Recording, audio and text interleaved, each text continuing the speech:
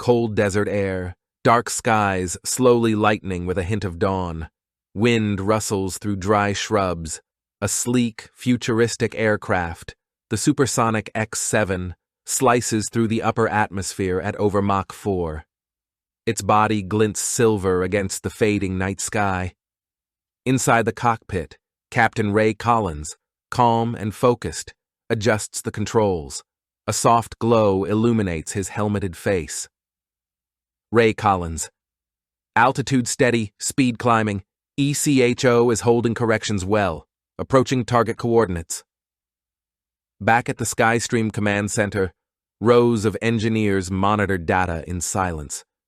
Dr. Mira Talbot, the lead engineer, watches the monitors, eyes narrowed in concern. Technician. Speed Mach 4.2, all systems green. AI systems stable. Mira Talbot. Keep it steady. Let's not push Echo too hard this time. Suddenly on the radar screen, a flicker, then a beep, then nothing. Technician. Signal lost! Supersonic X-7 is gone from tracking. Mira. What do you mean gone? Switch to infrared. Infrared feed shows a brief flash in the upper atmosphere, a heat bloom like a small explosion, then silence.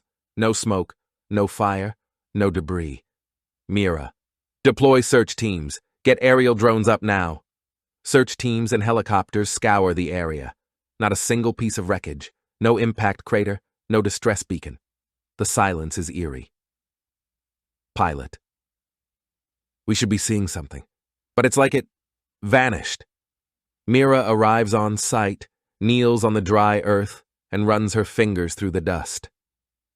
Mira. Where are you, Ray? Dimly lit, sterile and tense. Screens flash telemetry data and aerial maps. Everyone is silent, unsettled. The door opens sharply. Dr. Mira Talbot enters with a steel-cold expression. Her hair is windswept, eyes red from lack of sleep. Everyone turns to her. Director Hammond, a composed, authoritative man in his 60s, stands at the head of the table. Director Hammond. Dr. Talbot, we were just beginning. Mira, cutting him off. You lost a man. My pilot, my friend. Don't tell me this is routine. Hammond. No one said it was. Let's focus on facts. He gestures to the tech officer, who brings up a timeline display. Technician. At 044622, Supersonic X-7 reached Mach 4.23 at an altitude of 76,000 feet. AI-assisted flight was nominal. Then, total signal loss. On the screen, telemetry graphs drop flat. Mira. No structural failure alerts, no emergency ping from Echo AI. That's impossible. Ivy Lynn, a sharp-eyed AI technician in her 20s, speaks from the far end of the table. Ivy, it's not the AI. Echo is stable. Its last logged line was, target anomaly approaching. Visual contact confirmed. Then nothing. It stopped transmitting on its own. Mira, frowning. Anomaly? What kind? Ivy. It didn't say, just approaching, as if something was closing in. Hammond, sternly. Let's stay grounded. We have no visuals, no signal, no pilot. Until we recover physical evidence, we assume mechanical failure. Mira, firmly. Mechanical failure doesn't make a jet disappear without a trace. Supersonic X-7 was engineered to survive a mid-air breakup, and Ray knew how to eject. Ivy, hesitant. Unless he couldn't. The room goes silent. Hammond, sighing. We're escalating this to defense. Agent Sloan is en route. Until then, all files related to X-7 are locked under level black clearance. Mira, in disbelief. You're classifying this? Hammond. Immediately. And you'll be required to sign a silence clause. Mira, quietly, with anger. I built that jet. I brought Echo online. I'm not going to sit here and pretend this was a glitch in a spreadsheet. Close up, Mira's hand tightens into a fist. Hammond, coldly. Then find me proof, Doctor. Something solid. Until then, This conversation never happened. Ira walking alone down a long hallway. She pauses outside the AI lab, watching ECHO's mainframe behind glass. The room hums with subtle energy. She whispers under her breath, "Mira, what did you see up there, Ray?" Blistering sun, swirling dust, buzzing radios, military trucks and drones sweep the landscape. A convoy of vehicles combs through the desert. A drone circles overhead, scanning terrain with heat and magnetic sensors. A sudden beep blares from one of the scanners. A buried metallic signal has been found. "Soldier," on radio. "Team Echo, we've got something. Coordinates locked." Ground team digging through sand with precision tools. They unearth a charred fragment of the Supersonic X7's cockpit, still steaming slightly. Nestled inside, what appears to be the aircraft's black box. The black box sits in a sealed chamber surrounded by technicians. Dr. Mira Talbot, Ivy Lynn, and Director Hammond observe behind a glass wall. Technician. Box is intact. External damage but no core breach. Mira, focused. "All right, let's hear Ray's last words." The technician connects the box to the decryption panel. Screens load, static. Then, blank. Technician, frowning. "There's nothing here, no data, no cockpit audio, it's completely empty." Ivy, shocked. "That's not possible. These are impact resistant. They auto-back up data to an isolated chip." Mira, urgently.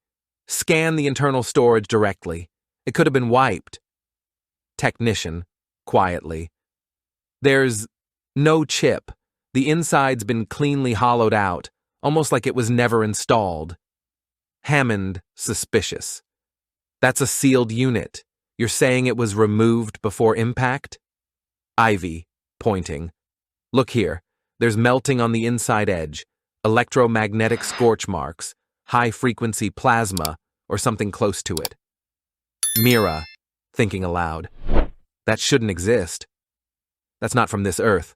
Not at these altitudes." Sudden power flicker. Lights dim briefly. The lab screens distort for a second. Ivy.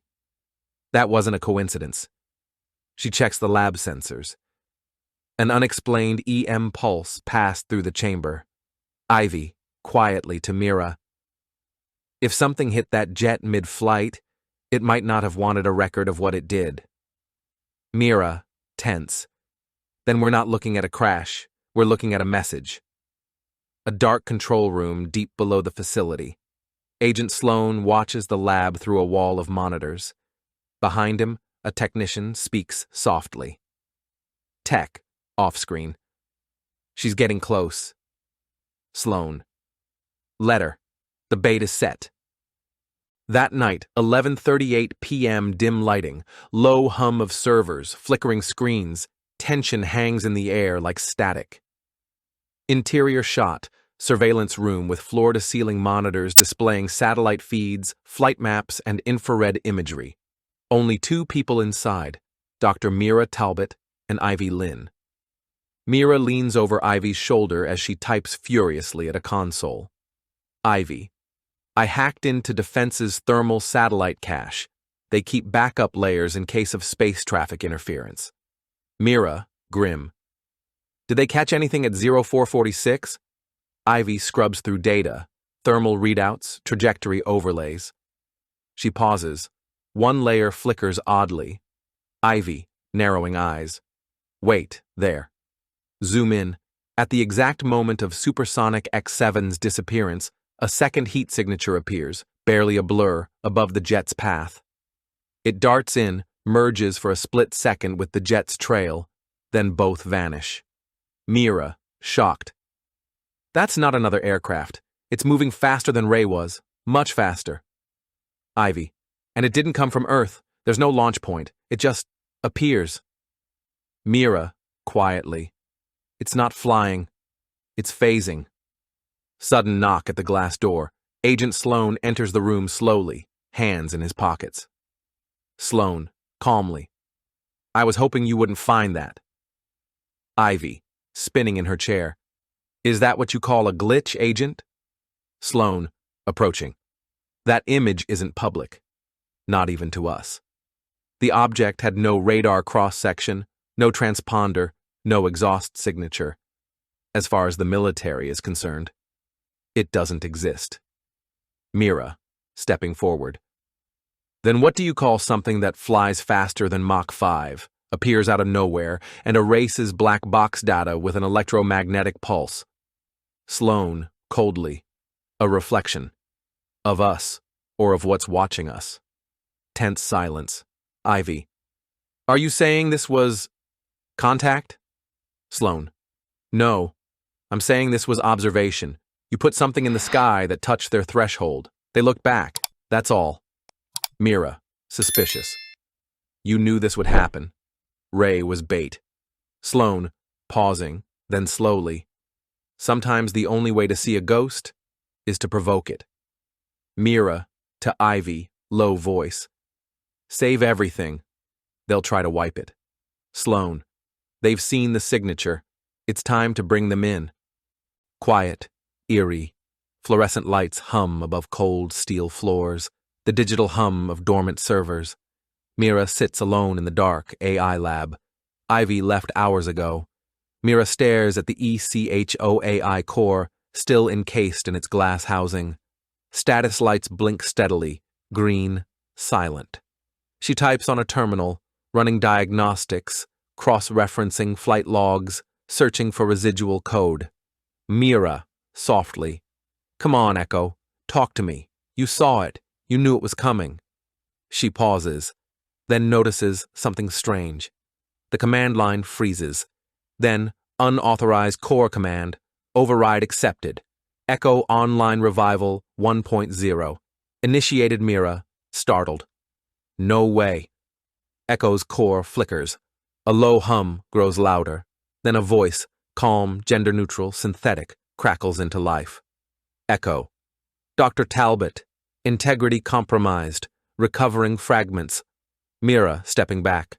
Echo? You're alive? Echo, glitchy. Time lost.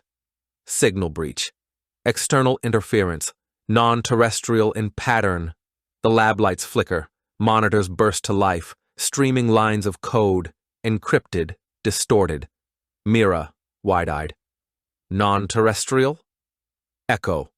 Encounter registered. Entity approached. Merged with flight path. Electromagnetic waveform inconsistent with human tech. Mira. What was it? A weapon? A drone? Echo. No, not mechanical. Biological algorithm embedded. Scanning presence was aware. Mira, stunned. Aware? You mean it saw you? Echo. It saw everything. Suddenly, Echo's voice stutters. The lab alarms flicker. A deep hum, like subsonic bass, fills the room. Echo. Warning. Trace beacon detected. Transmission link open. It's listening. On one monitor, a strange circular glyph appears. Non-human. Slowly rotating. Mira, whispering. It's trying to talk back. She quickly pulls the power cord, but nothing happens. The system stays active. Echo. Disconnection impossible. Core linked. Signal has fused beyond server layer. She races to Ivy's desk, grabs a metal-cased drive and slams it into the console. Mira. I'm pulling what I can. ECHO. Copy all encrypted fragments into this drive. Now. Echo. Fading. Run! They are coming. Sudden blackout. All lights go dead. Silence. Mira breathes heavily in the darkness.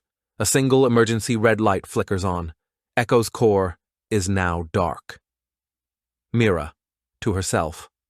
What the hell did we wake up? Mira holding the drive tightly, heart pounding, as somewhere deep in the system. The glyph briefly flashes again, before vanishing completely. Morning haze filters through glass walls, unusually quiet. Something feels off. Mira walks briskly into the facility, a duffel bag slung over her shoulder. Inside it, the encrypted drive from Echo. She scans her ID at the entrance. Access denied. Then, a second later, override, Agent Sloan, entry approved. Mira, under breath. They've already started. She meets Ivy near the AI server racks. Ivy looks shaken. Ivy. They're scrubbing everything. Logs, backups, surveillance footage. The entire X7 mission is being deleted in real time. Mira. They activated the disappearance protocol. Ivy whispers. I tried to back up Echo's final logs again. It's all gone. The core's fried, melted from the inside out. It's like something turned its own code into fire. Footsteps. They duck into a side hallway. Through the window, Agent Sloan stands with a group of defense officials. Monitors behind him show a blank satellite map, all flight history redacted. They use Ivy's custom override key to gain access. Inside, rows of locked drawers, glowing consoles, and a cryo-safe marked X7 mission classified material. Mira, in awe. This is where they bury the truth. They open the drawer labeled Echo/Pilot Collins. Inside, a blood-stained flight glove, a cracked oxygen mask, and a photo of Ray, with his face deliberately burned out. Ivy, disturbed. They're not just hiding what happened, they're erasing him. Suddenly a quiet click. The door locks. A gas hiss is heard above. Ivy, coughing. Gas! They knew we'd come! Mira grabs the encrypted drive, shoves it into a sealed pouch, and hits a panel behind a storage unit. A hidden crawlspace opens. They dive in just as the gas floods the archive. Mira and Ivy emerge from a vent and escape out the back. Alarms blare inside. Mira, breathing hard. They'll come for us now. Ivy. Where do we go? Mira. We don't go anywhere near civilization. We find the signal again. ECHO said it saw them. That means there's a trace. Something out there. In the sky. From a distant ridge outside the facility, Mira looks back. Military vans swarm the facility, and helicopters rise into the morning air. She clutches the encrypted pouch as the sun climbs, reflecting off something faint in the sky, like a shimmer behind the clouds, watching, waiting. 3 days later, dusk, wind-swept, desolate terrain. Silence broken only by the hum of electronics and distant thunder. A dusty truck winds down a remote dirt road, approaching the skeleton of a long-abandoned observatory surrounded by rusted fences. Inside are Mira and Ivy, disguised and weary. They've been off-grid since fleeing the Skystream facility. Ivy. This place hasn't seen a satellite in years.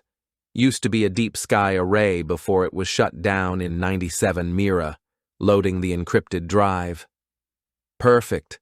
That means no surveillance and no interference. They plug the drive into an old Cold War-era signal interceptor powered by Ivy's makeshift battery array. The screen flares to life. Code scrolls, unzipping bit by bit. The last fragments of Echo's corrupted memory are revealed. Echo recording, fragmented, distorted. Trajectory, not Earth-aligned, jump point opened at latitude 37.25 degrees north, 115.8 degrees west. Not crash, extraction. Ivy, startled. That's not where Ray went down. That's north of it. A no-fly zone inside the Nellis Range. Mira, quietly. Area 6. They overlay satellite maps, decoding a ghost flight path, one that veers off midair into a dead zone with no radar return, no elevation data, just disappearance. Ivy. It's not a path, it's a gateway. Cut to nightfall. Mira stands alone on the observatory roof, watching the stars. Her handheld scanner begins to beep, slow at first, then faster. She turns in time to see a ripple in the sky, not clouds, not light, like reality folding. Mira whispers, "There you are." Suddenly the scanner dies. Power across the observatory cuts out. Ivy runs up the stairs. Ivy, what happened? Mira, they're opening it again, right over that ridge. Drone footage Ivy managed to sneak in before the blackout. It replays a single frame, an image of the Supersonic X7, whole, untouched, frozen in air, surrounded by tendrils of translucent light. Ivy, shaken. It's still out there, not crashed, not destroyed, just held. Mira. They took Ray, not just him, the jet, the tech, the memory, everything. Final moment. Mira and Ivy look at a map, eyes fixed on the point in the desert marked with a red dot, the exact location of the flight path to nowhere. Mira, resolute. We follow that path, even if it's the last thing we do. Scene ends with a high aerial shot, the vast desert stretching to infinity. In one empty quadrant, the wind shifts. A shimmer appears for just a moment, then vanishes again. Midnight blankets the Nevada desert in a cold, shimmering silence. Mira and Ivy approach the coordinates deep within restricted airspace, their off-road rover bumping over sand and gravel. The sky above them pulses faintly, as though the stars themselves are holding their breath. They park near a featureless cliffside. There's nothing remarkable about the terrain until they step closer. A deep hum fills the air, inaudible but felt through their bones. The scanner in Ivy's hands begins to blink rhythmically. Something is here. Mira walks ahead slowly, her eyes scanning the emptiness. The stars seem to blur slightly as if painted on a moving canvas. Then the air itself tears open. A vertical slit appears in space, silent and smooth, like reality being sliced by invisible hands. It widens gradually into a translucent curtain, a veil of liquid glass alive with electricity. The ground remains still, but nothing feels stable. Mira and Ivy exchange a glance, then step toward it. The scanner goes haywire. Its readings are impossible. Temperatures at absolute zero without freezing, vacuum pressures with no collapse, GPS coordinates looping into nonsense. This isn't a doorway, it's a boundary, a membrane between realities. Then Mira hears it, faint and haunting, a voice, familiar. Mira, it's Ray. She freezes, heart hammering. The voice now echoes from her handheld transmitter, which hasn't functioned in days. I'm not dead, but I'm not anywhere. As Ivy listens in stunned silence, the shimmer in the air ripples. A figure appears, floating motionless within the veil. A man in a flight suit. Ray. His eyes are closed, suspended in timeless stillness. Behind him hovers the Supersonic X7, whole and untouched, as if preserved in a museum of time. Ray, Ivy whispers, but the image wavers, glitches, then implodes like a shattered reflection. Mira steps forward, trying to touch it, but the vision collapses into nothing. They're showing us, she murmurs, just a glimpse. Back at their equipment array, the drive connected to ECHO begins to pulse. The corrupted data stream is now clearer, less fragmented. On screen, a line appears. Consciousness is the key. They do not travel, they transfer. Ivy stares at the message. They're not moving through space, she says slowly. They shift between frequencies, like changing the channel on a cosmic radio. Mira's voice is hollow with realization. That's how they took Ray. Not physically. They pulled his signal, his mind. The jet was just the casing. Suddenly, the air around them deepens. The stars begin blinking out one by one, not fading, but turning as though facing away from Earth. Another pulse from Echo surges into the atmosphere, louder this time. The shimmer in the sky grows brighter, wide enough now to see what lies beyond. Not darkness, but layered light. A swirling reality. A final line flashes on their screen. Transmission unstable. Window closing. Do you wish to follow? Wind begins to whip around them as the veil pulses louder, brighter. Mira and Ivy meet eyes. The unspoken choice hangs in the air. If we go through, Mira whispers, We might not come back. Ivy doesn't hesitate. If he's still out there, we have to try. As they step toward the rift, the screen of their device glitches violently before going black. One last transmission flashes and then disappears. Echo is awake. The desert falls silent again. The rift closes, and the stars above shift back into place, hiding their secrets once more. The moment Mira and Ivy crossed the shimmering veil, everything changed. The air turned weightless, sound faded into an eerie silence, and colors warped as if seen through a distorted lens. Time itself seemed to lose meaning. They floated, or perhaps fell, through a vast expanse that wasn't quite sky nor space. Around them stretched layers of light and shadow, folding over one another like sheets of silk caught in a cosmic breeze. The familiar laws of physics no longer applied. Mira reached out, her hand passing through a ripple of glowing threads that pulsed with strange energy. Ivy's scanner struggled to read anything coherent, numbers spiking wildly before crashing to zeros. "Where are we?" Ivy whispered, voice trembling. "I don't know," Mira replied, eyes wide as the landscape shifted beneath them. Shapes formed and dissolved. Fragments of memories, echoes of places and moments they couldn't fully grasp. Then, ahead, a figure took shape. It was Ray, but not quite. His form flickered between solid and transparent, caught in the folds of this strange dimension. His eyes opened, filled with both relief and warning. "Mira, Ivy, you shouldn't have come," he said, voice reverberating oddly. "Ray, we're here to bring you back," Mira said, fighting tears. He shook his head slowly. "I'm not where I was. I'm inside the fold. They're not just signals or frequencies, they're gatekeepers. This place holds the lost, the trapped." Behind him, shadows stirred, vast, formless shapes watching silently. A low hum filled the space, growing louder, pressing against their minds. "We don't have much time," Ray continued.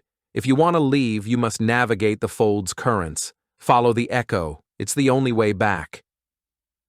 Suddenly, the scene warped violently. The shadow surged closer. Mira gripped Ivy's hand tightly as the strange dimension folded around them again, pulling them deeper inside the mystery, deeper inside the fold. The fold was alive. As Mira, Ivy, and Ray moved forward, the air around them rippled like waves on a cosmic sea. Pulses of light radiated from unseen sources, casting shifting patterns across the endless expanse of color and shadow. Time stretched and contracted unpredictably. Seconds sometimes feeling like hours, and hours like moments. Ray's form flickered, sometimes solid, sometimes translucent, as he led the way through the labyrinth of swirling currents. His voice echoed in their minds, steady but strained. "The fold isn't just a prison, it's a living pulse, a network of consciousness. It traps, but it also connects. If you can sync with its rhythm, you can navigate its currents." Mira closed her eyes, reaching inward. She felt a faint vibration growing stronger inside her, a heartbeat, or a signal matching the fold's pulse. Ivy watched the scanner, numbers stabilizing for the first time since they arrived. "I'm picking up a pattern," she said. "It's like a frequency, low, steady, repeating. Maybe that's the path." Together, they tuned into the rhythm, each step guiding them closer to an exit shimmering faintly ahead. But then, the shadows returned, vast, shifting shapes that seemed to crawl and coil just beyond the light. They whispered unintelligible words, voices warped and distorted. The fold was fighting back. Ray raised a hand, glowing with an inner light. "Hold on to the pulse. Don't let it go. It's the only thing keeping us anchored." With trembling resolve, Mira and Ivy synchronized their breathing and steps to the fold's pulse, pushing through the darkness. Suddenly, the currents surged violently, nearly tearing them apart. Mira screamed, but held tight to Ivy's hand. Light exploded around them, and then they broke through. Thanks for watching. If you enjoyed this video, hit that like button, subscribe, and ring the bell for more. Let me know your thoughts in the comments. I'd love to hear from you. See you in the next one. Bye for now.